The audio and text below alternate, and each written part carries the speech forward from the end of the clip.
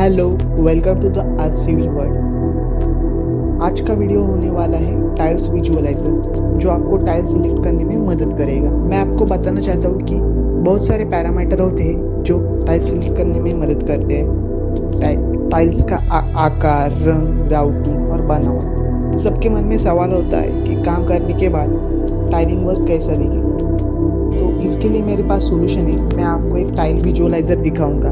उसकी मदद से आप टाइल्स लगने के बाद कैसे दिखेंगे वो आप इमेजिन कर सकते हो। तो चलो आपको पूरा प्रोसेस में ऑन स्क्रीन दिखा देता हूँ।